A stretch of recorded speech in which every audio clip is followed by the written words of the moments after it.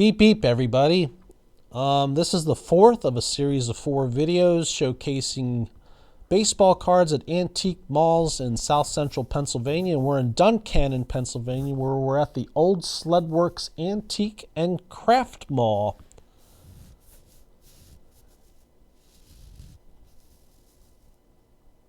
Which is just off of Route 15 before you reach Route 322. And this is in an old factory building, and they have this neat little stoplight outside in the parking lot. And inside, as we go to the left, I found all these cards in top loaders. A lot of them were about $1 each, and I'd find a couple things to get in here. And further down from that, I found some Allen and Ginter cards, among some other cards showcased here. Nothing really caught my attention here, so I didn't have the case open to look further. Besides, we were on some limited time. I did find this neat little nook further deeper into the store that had all these vintage, I should say, toys in it. There's a Furby and a picture of Christopher Reeve in his Superman outfit. There's an M&M in a chair, a gin bottle, all kinds of strange stuff in here. A box of dominoes, racing cars, trucks, and some older stuff. There's some cars for hanging on your wall. I found this to be a really cool place to check out. And Hot Wheels cars. And there's a picture of the 3 astronauts that went to the moon on Apollo 11. Further down, I found some vintage stuff in this case, and we were out of time, so I didn't have anyone open it, but there were some neat things in there that next time I'm down there, I may have a closer look, and when we have more time. And there's a Murray and a Palmer rookie up in that case. But the big find in here was this dollar bin, and I went through all 4 rows of this and left with quite a few things. And I'll show you what I found at the end of the video.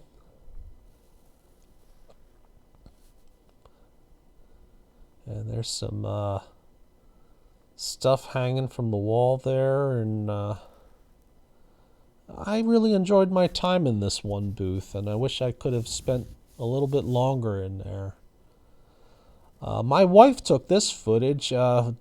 Much further in the back on the left side as you go in is this little small car museum with all these vintage cars.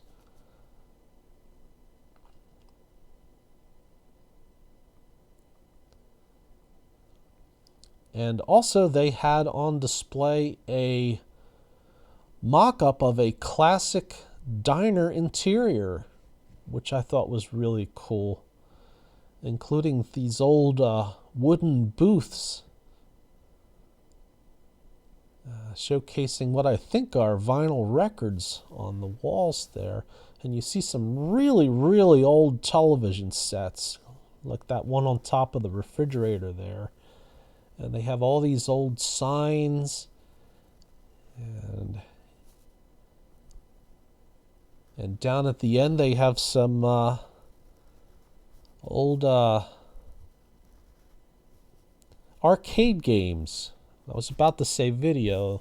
And there's a phone booth there to your left. And there's this lion head up there that gets activated when you come into the room. He's going beep. Or he's burping. He looks like he could be burping too. Beep. They also had an upstairs, and this is a video my wife took of going down this long, steep stairwell that's like a tunnel. I didn't find any cards upstairs, but one booth had a lot of collectible cars and things. Toy cars, I mean. But down just beyond that stairwell is another sort of mini museum of what this factory was all about. And they made old sleds, and so this is why this is called Old Sled Works Antiques. And they display quite a few of the sleds that were made at this factory back in the day, including what looks like wooden skis or snowboarding kind of things. I'm not sure what those were, and they apparently made sleighs here too, and whatever that is. And here's some more sleds. Now this is on the right side of the store. There's cards in this one case. And you see there's some vintage stuff in here. The condition didn't quite catch my eye, and the prices just weren't what I was looking for, so I didn't get anything in there. And on the other side of that case were some more sports cards, including this Munster's lunchbox that was $95. It was missing the thermos. There's a Sparky Lyle autographed picture back there, and Roger Maris, and different toys and things. And there's some 72 cards. So there was all kinds of different stuff in here. So at the end of the video, we're going to go over what I bought at that one booth from the dollar bin.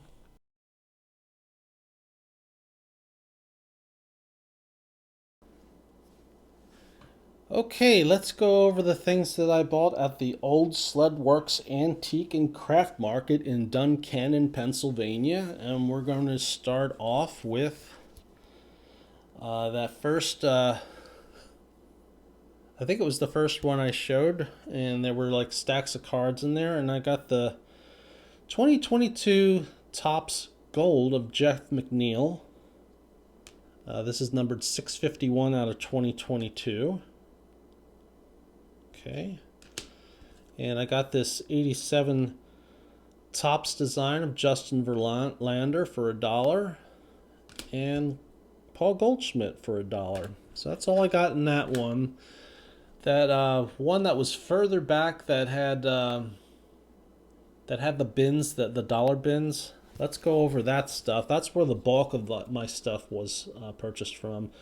I got this 77 design George Brett, which appears to be some sort of sticker card from 2012, and I'm not real familiar with it. That green star on there is just on the penny sleeve. It's not on the card, but as you can see, fold corner on dotted line and slowly peel sticker from front of card.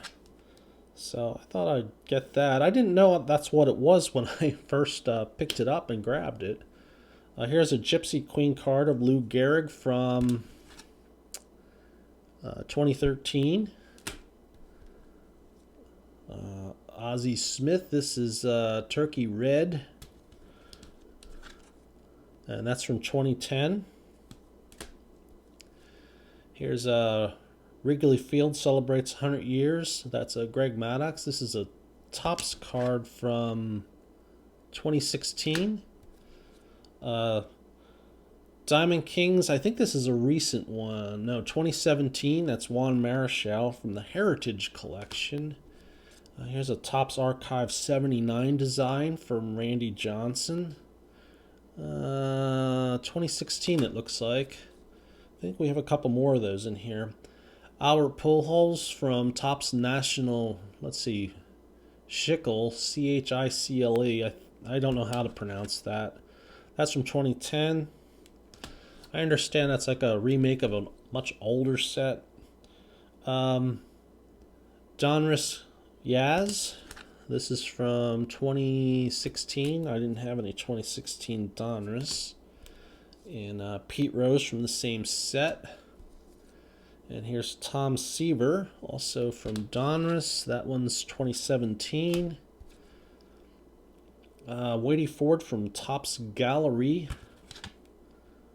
That's from 2018, it looks like. Nolan Ryan, that is 2014 Donruss. George Brett, that's 2016 Donruss.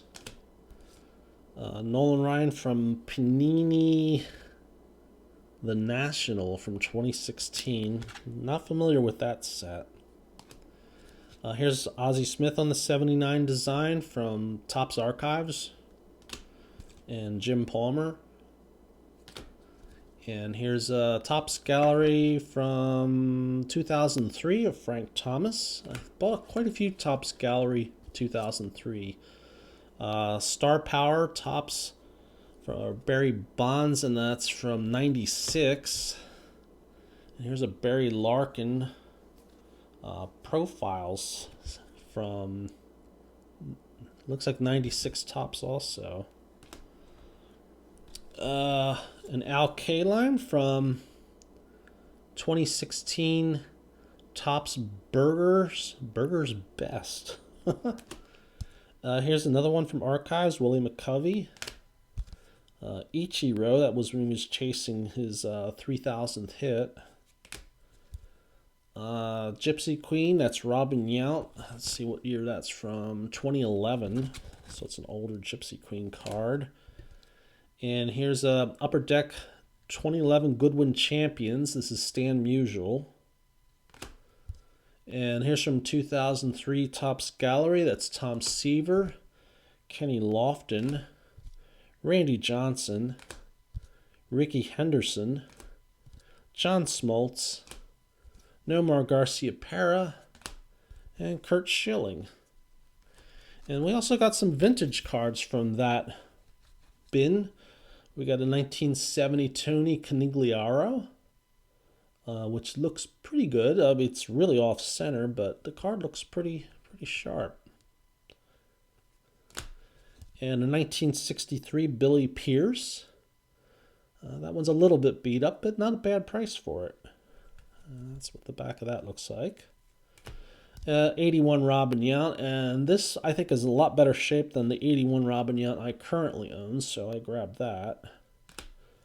This is a 1972 Bill Buckner. It's got the All-Star Rookie Cup on it. It's really off-center, but for $1, I thought this was a pretty good buy for a very early Bill Buckner card. 61 Ray Sadecki. And 1963 Bill Rigney manager card. And I got this 68 RBI leaders of 67 card, and look at this miscut. And I'm going to start collecting miscuts, and I was like, well, I got to get this. So at some point down the road, I may have a video just featuring all the miscuts I'll be getting down the line. And it's also miscut on the back. I think these are pretty cool. I don't know. I know you don't send these kind of things off to PSA because they just don't bother grading them. And I think that's dumb. I think they should be graded. You know, in the philatelic community, postage stamps that have perforations that do this same thing like a miscut, those actually are worth more than the actual ones that are centered real well. I think that should be the same thing with baseball cards, because this is basically an error. It's not a printing error, but it's a cutting error.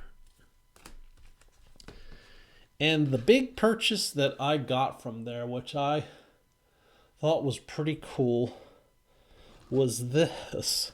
It's not a baseball card. It's actually a 33 1/3 RPM record. You can see the grooves here. I don't know what is on here. It just says sports record up there. I got this for $30, and I saw comps on eBay a little less than that, like 20 going up to 50 for this. But the thing about those is none of them are signed. I don't know if that's an authentic autograph, but why not take a chance? Even if it wasn't autographed, and $30 would have been a fair price for it. So I thought, I got to get this because I've never seen it before. I don't know how common they are, and they have something on this. I guess somebody donated $12 to the Breast Cancer Fund in San Francisco, um, and this is what they got for the donation, I guess. That's the only thing I can think of. Um, let's pull that out. So that documents where it came from. And here's what the back of it looks like. And you could see the center hole here that you'd have to punch out to put on a record player to play it. And it's never been punched out. So I guess it's never been played either. And Auravision, a product of Columbia Records. And it came out in 1962. And I'd say it's in pretty darn good condition for 1962. Again, I will probably never play this because I don't want to punch that hole out because it would mess up the autograph. I wonder if Frank signed this for whatever this was. Well, no, this is from 20. No, that doesn't. Oh, this is from 2004. So since it doesn't match this as good, maybe he autographed it for this charity. So I'll definitely keep this note with this so that we have some provenance of where it came from.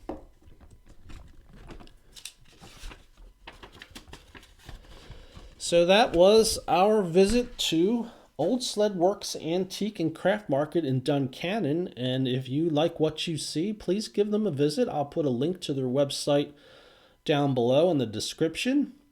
Let me know what your favorite card was. Let me know what you thought of the Frank Robinson record, and let me know what you think of the place down below. I'd appreciate any comments, and I think it's a really cool place to visit if you're in the area. So you all have a great day. If you're down in the dumps, open up some baseball cards, cheer yourself up. Take care, everyone. Beep, beep.